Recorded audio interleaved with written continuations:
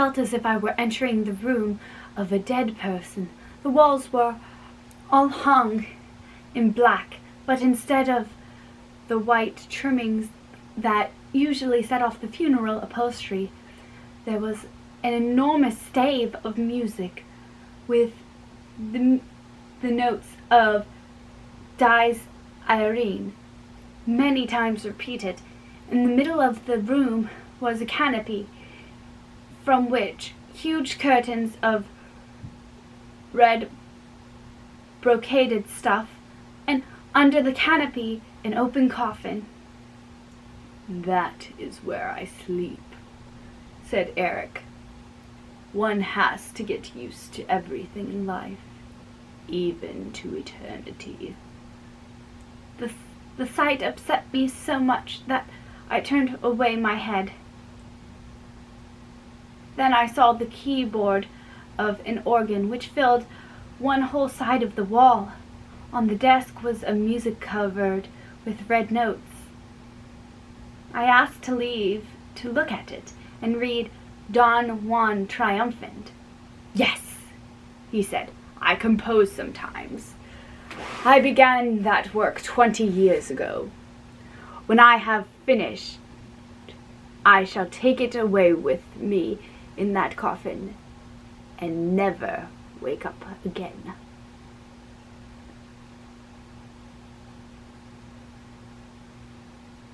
"You must work at it as seldom as you can," I said. He replied, "I sometimes work at it for 14 days and nights together, during which I live on music only, and then I rest for years at a time." "Will you play me something out of your Don Juan Triumphant?" I asked, thinking to please him. "You must never ask me that," he said in a gloomy voice. "I will play you Mozart, if you like, which will only make you weep, but my Don Juan, Christine, burns. And yet he is not struck by fire from heaven." Thereupon we returned to the drawing room. I noticed that there was no mirror in the whole apartment. I was going to remark upon this, but Eric had already sat down to the piano.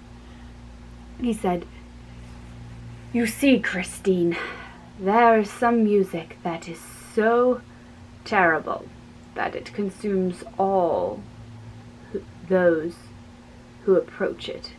Fortunately, you have not come to that music yet, for you would lose all your pretty coloring and nobody would know you when you return to Paris. Let us sing something from the opera Christine Daae." He spoke these last words as though he were flinging an insult at me. "What did you do?" I had no time to think about the meaning he put into his words. We at once began the duet in Othello, and already the catastrophe was upon us. I sang Desdemona with a despair, a terror which I had never displayed before. As for him, his voice thundered forth, his revengeful soul at every note. Love, jealousy, hatred burst out around us in a hollowing cries. Eric's black mask made me think of the natural mask of the Moor of Venice.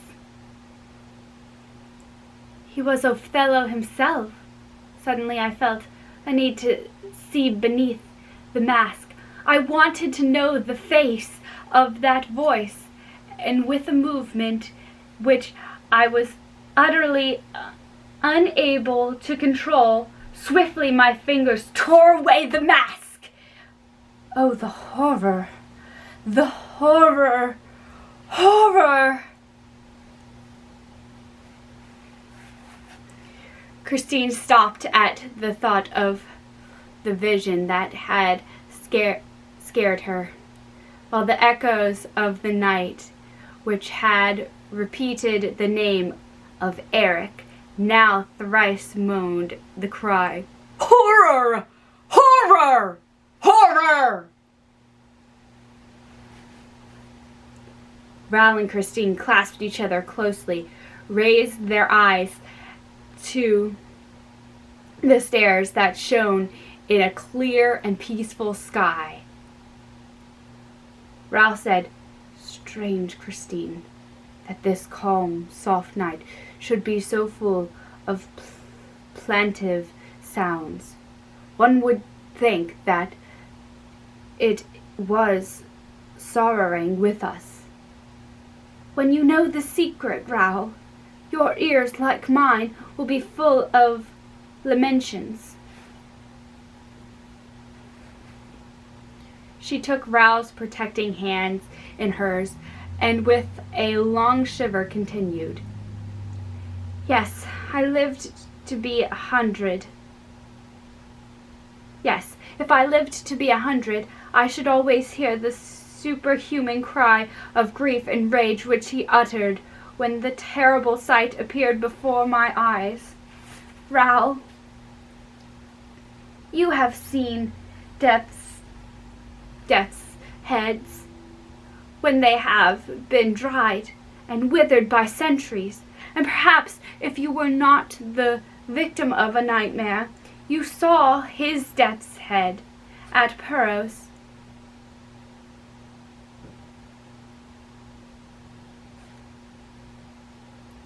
And then you saw Red Death stalking about at the last masked ball. But all those death's heads were motionless, and then dumb horror was not alive. But imagine, if you can, Red Death's mask suddenly coming off in order to express Red Death's mask suddenly coming to life in order to express, with the 4 black holes of its eyes, its nose, and its mouth, the extreme anger, the mighty fury of a demon, and not a ray of light from the sockets. For, as I learned later, you cannot see his blazing eyes except in the dark. I fell back against the wall, and he came up to me, grinding his teeth, and as I fell upon my knees, he hissed mad, incoherent words and cursed at me. Leaning over me, he cried, "Look! You want to see? See? Feast your eyes! Glut your soul on my cursed ugliness! Look at Eric's face! Now you know the face of the voice! You are not content to hear me, eh? You wanted to know what I looked like. Oh, you women are so inquisitive. Well, are you satisfied? I'm a very good-looking fellow, eh? When a woman has seen me, as you have, she belongs to me. She loves me forever. I am a kind of Don Juan, you know." And drawing himself up to his full height, with a hand on his hip, wagging the hideous thing that was his head on his shoulders, he roared, "Look at me! I am Don Juan triumphant!" And when I turned away my head and begged for mercy, he drew it to him, twisting brutally his fingers into my hair. "Enough, enough!" cried Ral. "I will kill him! In heaven's name, Christine, tell me where the dining room on the lake is. I must kill him." "Be quiet, Ral, if you want to know." Yes, I want to know how and why you went back. I must know. But in any case, I will kill him. Oh, Raoul, listen, listen. He dragged me by my hair, and then, oh, it is too horrible. Well, what? Out with it, exclaimed Raoul fiercely. Out with it, quick. Then he hissed at me. I frighten you, do I?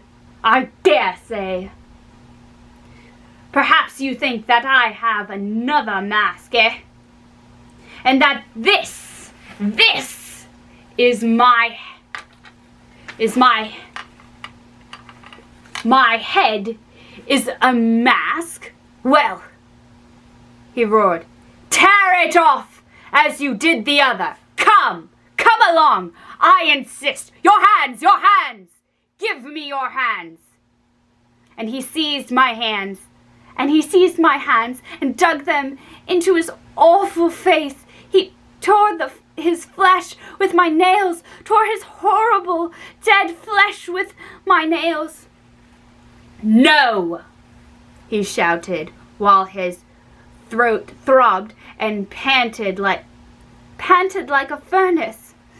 Know that I am built up by death from head to foot, and that it is a corpse that loves you and adores you and will never, never leave you.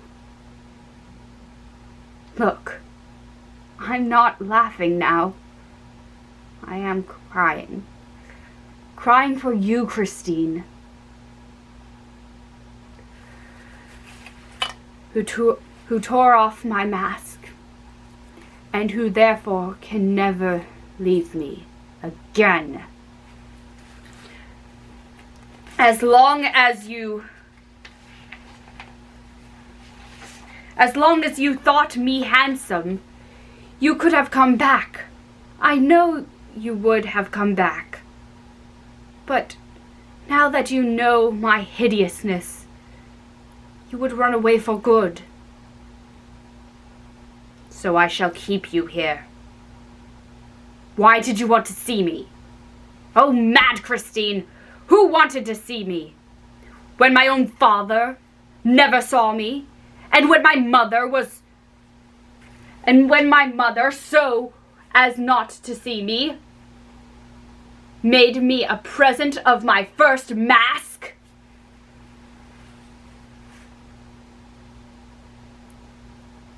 He had let go of me at last and was dragging himself about the floor, uttering terrible sobs. And then he crawled away like a snake, went into his room, closed the door, and left me alone to my reflections. Presently I heard the sound of the organ, and then I began to understand. Eric's contemptuous phrase when he spoke about opera music.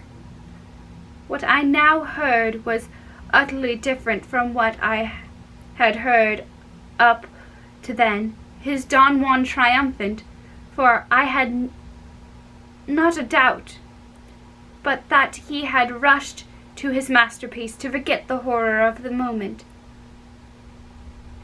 seemed to me at first one long, awful, magnificent sob.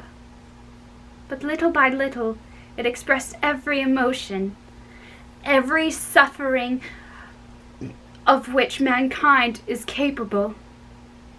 It intoxicated me, and I opened the door that separated us. Eric rose as I entered, but I dared not turn in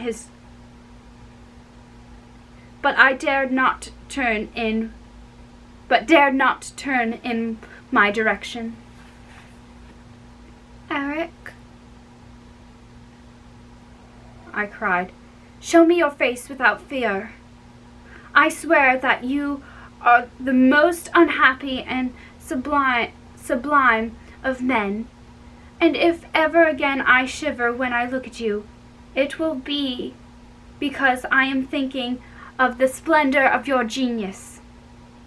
Then Eric turned around, for he believed me, and I also had faith in myself.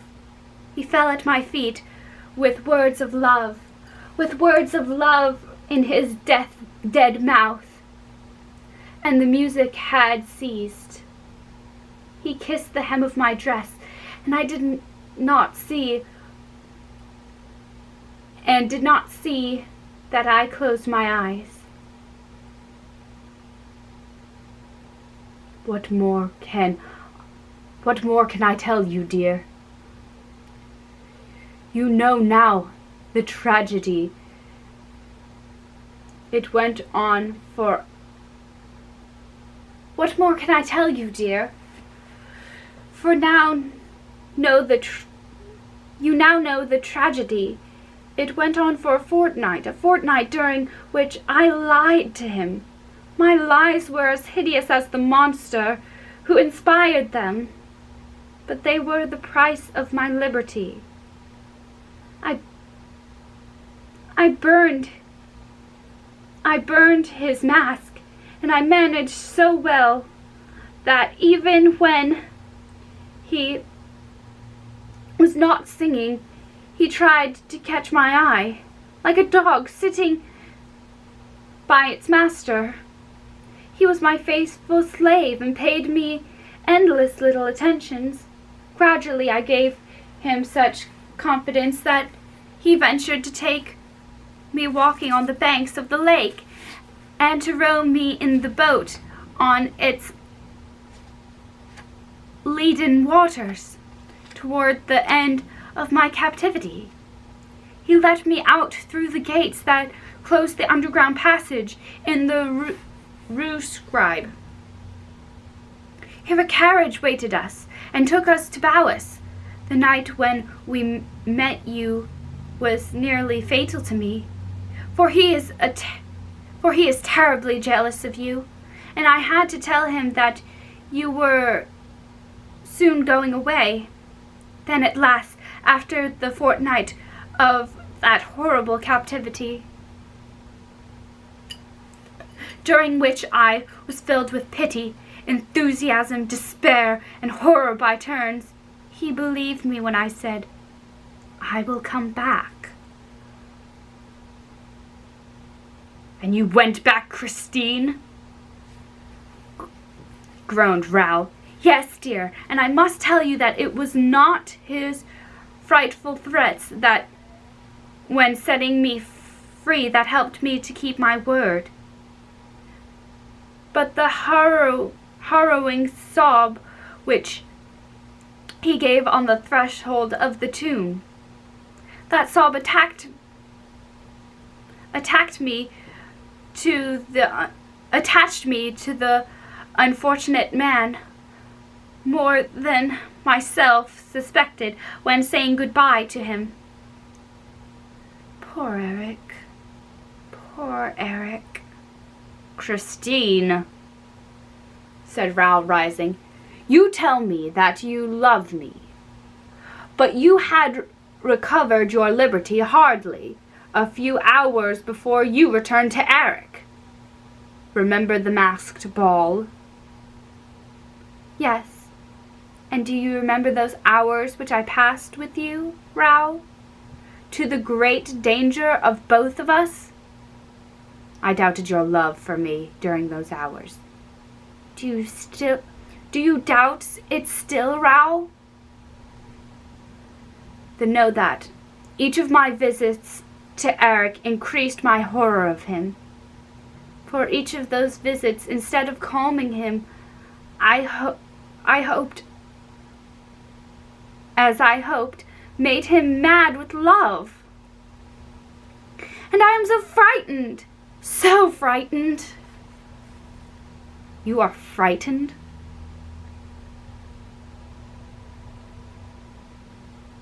But do you love me? If Eric were good looking, would you love me, Christine?"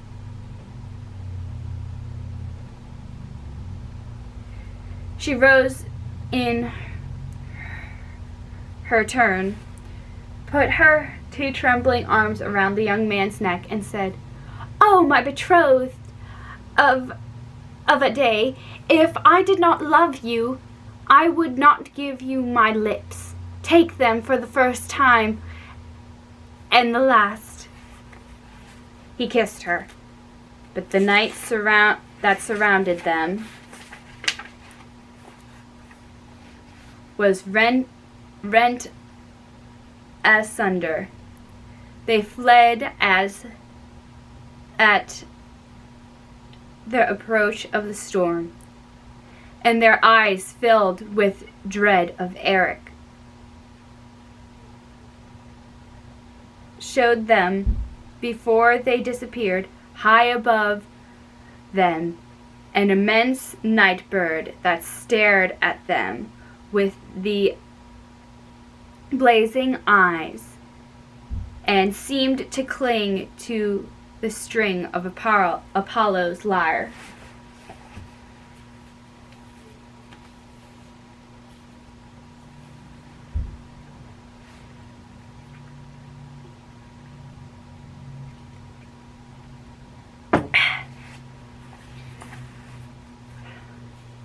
Chapter 13. A master stroke of the trapdoor lover. Ral and Christine ran eager to escape from the roof and the blazing eyes that showed only in the dark, and they did not stop before they came to the 8th floor on the way down. There was no performance at the opera that night, and the passages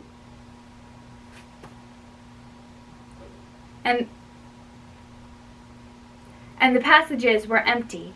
Suddenly, a queer-looking form stood before them and blocked the road. "No, not this way!"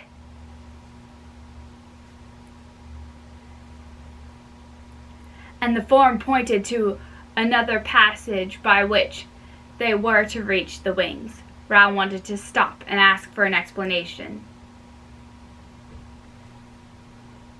but the form, which wore a sort of long frock and a pointed cap, said, "Quick, go away, quickly." Christine was already dragging Ral, compelling him to start running again.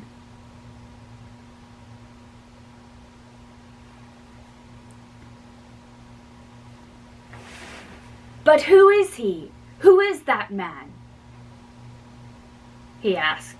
Christine replied, "It's the Persian." "What's he doing here?" "Nobody knows. He is always in the opera." "You are making me run away for the first time in my life. If we really saw Eric, what I ought to have done was to nail him to Apollo's lyre, just as we nailed the owls to the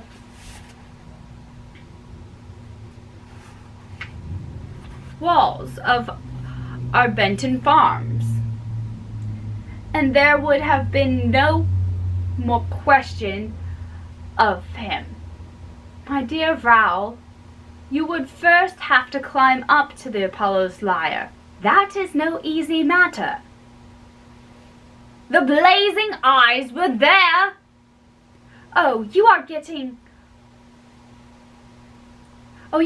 like me now, seeing him everywhere.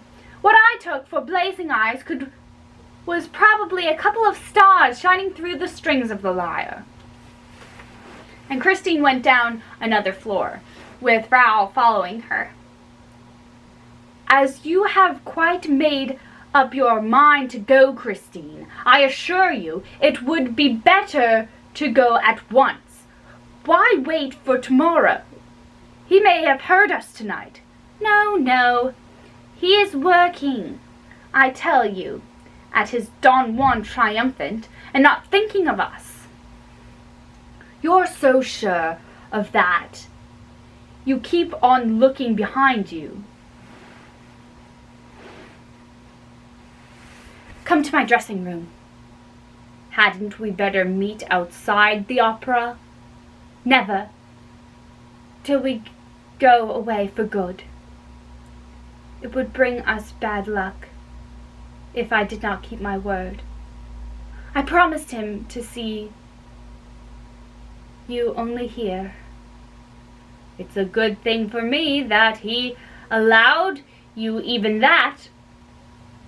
Do you know, said Rao bitterly, that it was very plucky of you to let us play at being engaged? Why, my dear, he knows all about it. He said, I trust you, Christine M. Dichani is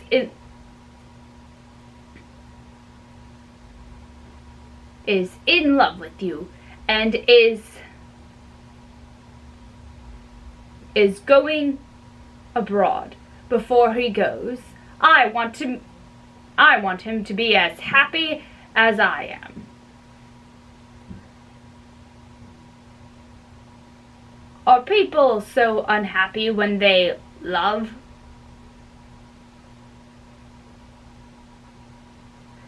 Yes, Christine, when they love and are not sure of being loved. They came to Christine's dressing room.